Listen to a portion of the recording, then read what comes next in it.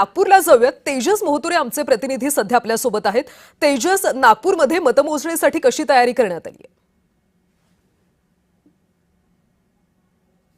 अगदी कल्याण, आपण जर बघत असेल तर मतमोजणीला जे आहे ते सुरुवात झालेली आहे। मी नागपुरातील जिल्हाधिकारी कार्यालयासमोर जे आहेत त्या ठिकाणी उभा आहे। एकूणच जर बघितलं असेल तर कडेकोट जे व्यवस्था जी आहे ती या ठिकाणी करण्यात आलेली आहे।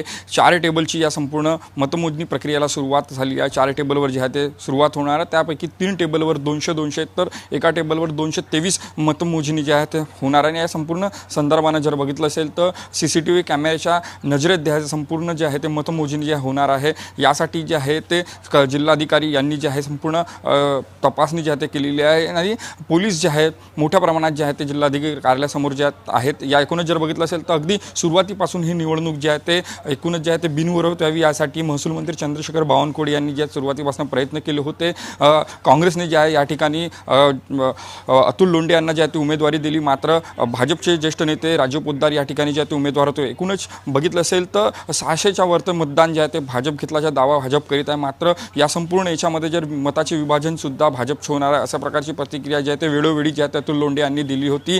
अगदी सुरुवातीपासून बघितलं गेलं असेल तर भाजप जे आहे ते फुल कॉन्फिडन्समध्ये होते। भाजपने आपल्या कार्यकर्ता आपल्या नगरसेवकांना जे आहे ते मुंबई असेल गोवा असेल या ठिकाणी सुद्धा नेलं होतं। काँग्रेसने जे आहे ते कुठेच आपल्या नगरसेवकांना धाडलं नव्हतं। मात्र एकूणच जर बघितलं असेल तर या संपूर्ण निवडणूक प्रक्रियेत जे आहे ते काँग्रेसचे जे आहेत ते 13 मतदान जे आहे ते झाले नाही। त्यामुळे यावर कुठेतरी प्रश्नचिन्ह उपस्थित होत आहे। सुरुवातीपासून जे आहे ते काँग्रेसचे जे अंतर्गत नाराजी सुद्धा इथे पाहायला मिळाली होती। नागपूर महानगरपालिकेत जर बघितलं असेल तर नगरसेवक यांनी जे आहे ते थेट जे काँग्रेसचे नेते नितीन राऊत यांच्यावर आरोप केला होता। त्यामुळे सुरुवातीपासून या ठिकाणी जर बघितलं असेल तर मतभेदाची जे आहे ते राजकारण जे आहे ते पाहायला मिळालं होतं। त्यामुळे जे अतुल लोंढे यांना जे आहे ते उमेदवारी दिली होती। मात्र राजू पोद्दार जे आहेत ते एकूणच विजयाच्या कॉन्फिडन्समध्ये आहे। भाजपच्या संपूर्ण जे आहे ते कार्यकर्त्यांना जे आहे नागपुरातील सिव्हिल लाईन परिसरात जे 8:30 वाजता सगळ्यांना बोलवण्यात आलं। विजयाच्या उत्साहात तिथं सुरुवात होणार आहे। ढोल ताशा वाजवत जे आहेत एका अर्थानं सुरुवात होणार। काही तासातच जे आहे ते संपूर्ण निकाल जे आहे ते स्पष्ट होणार आहे। मात्र कोणाचे मताचे विभाजन होते हे सुद्धा पाहणं महत्त्वाचं असणार। त्यासाठी जे आहे ते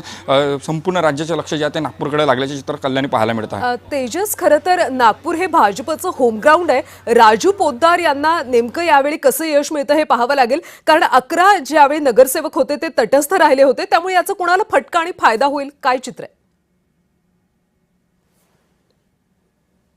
जे आपण जर बघितलं याचा फटका जे आहे ते थेट जे आहे ते काँग्रेसला होणार आहे। या पद्धतीने जर बघितलं असेल तर MIM असेल किंवा इतर जे पक्ष आहेत त्यांनी जे आहे ते तटस्थची राहण्याची भूमिका घेतली होती। मात्र काँग्रेसचे ज्या पद्धतीनं 13 नगरसेवक ते गैरहजर होते निवडणुकीच्या दिवशी, त्याचा जो फायदा आहे ते भाजपला नक्की होणार आहे। आणि भाजपने चा दावा आहे की 600च्या वरतं जे आहे ते त्यांना मतं मिळणार आहे। काही ठिकाणी जे आहे ते मताचे विभाजन झाले आणि या थेट फायदा जे आहे ते एकूणच जे आहे ते भाजपला होणार, कारण की अंतर्गत जे वाद जे आहे ते काँग्रेसच्या जे आहे ते दुफडी पाहायला मिळत होती। नितीन राऊत असेल किंवा मग अन्य जे काँग्रेसचे नेते याच्यामध्ये सुरुवातीपासून जे आहे ते अंतर्गत दुफडी निर्माण झाली होती। सुरुवातीपासून जेव्हापासून जे आहे निवडणुकीला सुरुवात झाली, उमेदवारी कोणाला द्यायची याच्यापासून जे आहे ते सुरुवात झाली होती। त्यामुळे ज्या दिवशी जी उमेदवारी निश्चित झाली त्या दिवशी नागपूर महानगरपालिकेतले नगरसेवक जे आहेत ते गैर होते। त्यामुळे संपूर्ण काँग्रेसच्या कार्यप्रणालीवर एकूणच जे प्रश्नचिन्ह उपस्थित होते। त्यामुळे ज्या पद्धतीने काँग्रेसचे उमेदवार कॉन्फिडन्सनं सांगत होते की आम्ही या भाजपच्या मताचे विभाजन करू आणि आमच्या पदरी जे आहे ते विजयाची माळ पडेल, मात्र या संपूर्ण निवडणूक प्रक्रियेत जर बघितलं असेल तर